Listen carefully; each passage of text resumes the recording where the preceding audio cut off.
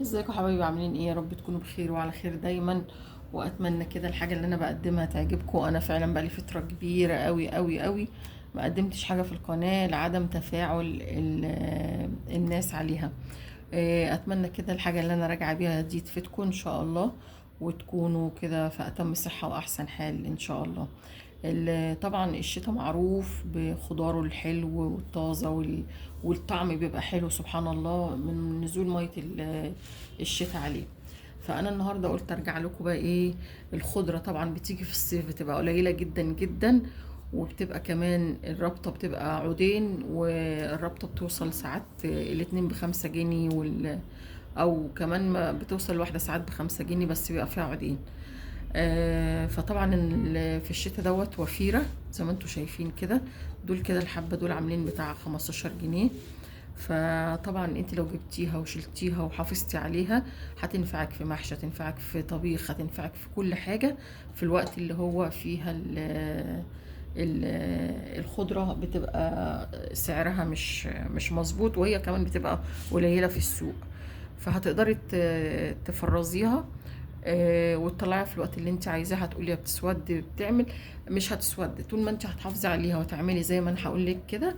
هتبقى ان شاء الله كويسه معاكي وهتبقى زي الفل. طبعا ديت انا غسلاها امبارح ومنشفاها، عشان لازم المفروض تكون ناشفه، ما تكونش فيها ميه زي ما انتوا شايفين كده اهي. انا منشفاها خالص اهي، ومنقياها ومخليها زي الفل. تمام. احنا دلوقتي هنعمل ايه؟ هناخد كل حبة نخرطها ونعبيها في اكياس تلاجة زي الكياس دي كده اهي. تتعبى معاكي وتكتبي على كل كيس دي خضرة. طبعا في ناس بتحط شبت وكزبرة وبقدونس. انا ما بحبش البقدونس قوي بصراحة، فجبت شبت وجبت بقى كزبرة زي الفل اهم. اهم حاجه تغسليها، واهم حاجه تنشفيها، واهم حاجه تكون معاكي ما فيهاش ميه زي كده اهي. الصينيه نضيفه اهي زي ما انتوا شايفين، ما فيهاش اي ميه خالص. هنعمل ايه بقى دلوقتي؟ طبعا انا عندي رخامه نضيفه، عشان عندي القطاعه بلاستيك ما بتثبتش على الرخامه. فهناخده حبات كده صغيره على قد التقطيع اهي. ماشي. انا ما باخدش العيدان الاولانيه دي. العيدان الاولانيه دي برضو ممكن انتي تاخديها في كيس تاني، ووقت ما تيجي تعملي المحشي تقومي عامله ايه اهو. دول كده حطاهم في كيس برضو وربطاهم وحطاه وكاتبه عليه على اساس ايه؟ على اساس ان انتي وقت تكوني بتعملي محشي، بتعملي حاجه تفرديه ايه تحت ارضيه الحله. قطعي بقى التقطيع اللي تعجبك، التقطيع اللي تعجبك، رفيع عريض زي ما تحبي.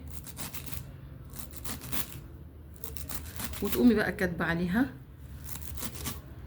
كاتبه عليها ايه؟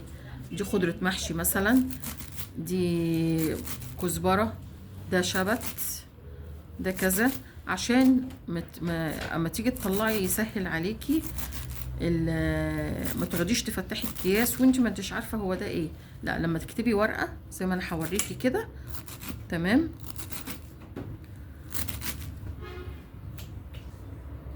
تكتبي ورقه عليها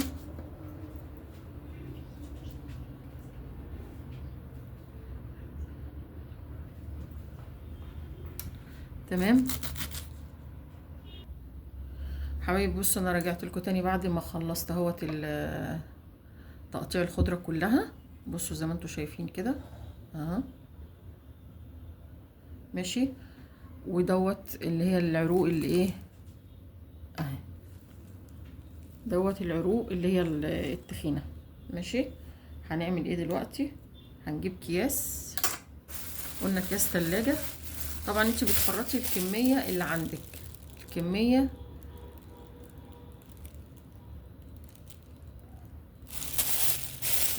اللي عندك.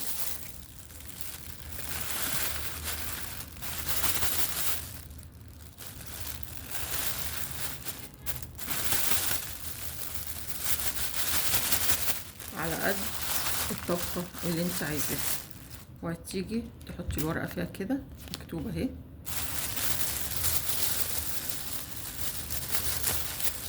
عشان تبقي عارفة ايه الكيس اللي فيها، ايه اللي في الكيس يعني. وتطلعي بقى منه الهواء. الافضل ان هو يتقفل، ما يتسابش، ما نتنهوش ونقول كده كويس. ماشي.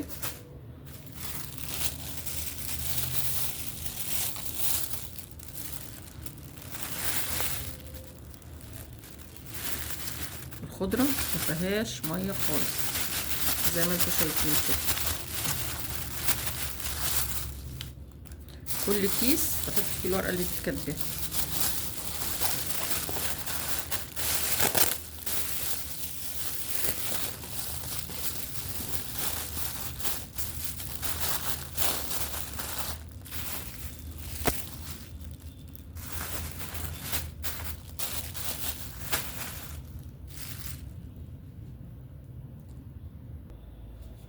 حبايبي رجعت لكم تاني بعد ما خلصت الخضره. قطعتها طبعا. طبعا الاول بتغسليها وبتنشفيها وبتقعديها، ممكن تقعديها يوم على فوطه نظيفه، فوطه مطبخ نظيفه او اي حاجه نظيفه عندك، وبتبقى ما فيهاش ميه خالص. وبعد كده خرطتها وريتها لكم اهي، الحبه اللي انتوا شفتوهم معايا. بصوا عملت كام كيس، 3 اكياس اهو، 3 اكياس حلوين يعني، 3 اكياس حلوين. انا طبيعتي بحب الخضره كتير في الاكل، فانا عشان كده عامله يعني، واضح ان هي كميه كبيره بس مش كميه كبيره ولا حاجه اهي.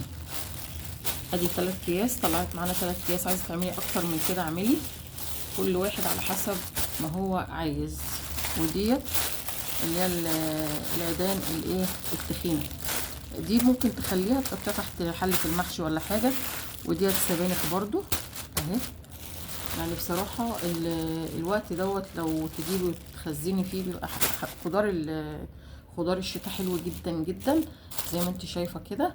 والله يعني هنجرب ونشوف، بس هي بتنفع في وقت زنقه، في وقت الخضره اللي بتبقى غاليه وبتبقى مش موجوده طول الوقت، وبتبقى كمان مش حلوه زي خضره الشتاء كده.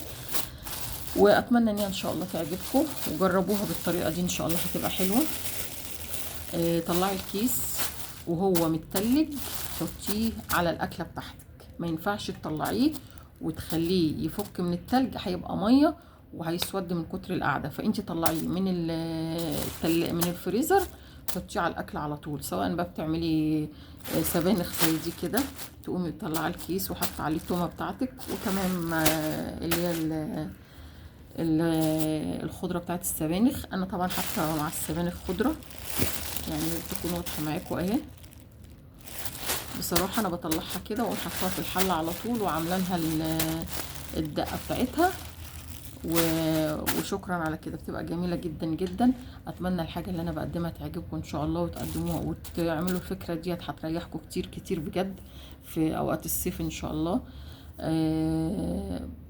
يعني هتوفر عليكي مجهود، وتوفر عليكي كمان في الوقت، لانها مش بتبقى متوفره قوي في الصيف. فاتمنى ان شاء الله ان انتوا تجربوها بطريقتي، وان شاء الله باذن الله تطلعوها كده وتحطوها على الاكل على طول، ما تسيبوهاش لما تسيح عشان ما تسودش منك وتبقى مش حلوه. اتمنى ان هي تعجبكم وتجربوها بطريقه مطبخ عزه ان شاء الله. اتمنى اشوفكم على خير ودعوه حلوه منكم، وان شاء الله اسيبكم كده على جبر الخاطر، وربنا يجبر خاطرنا كلنا جميعا ان شاء الله. مع السلامه حبايب مطبخ عزه.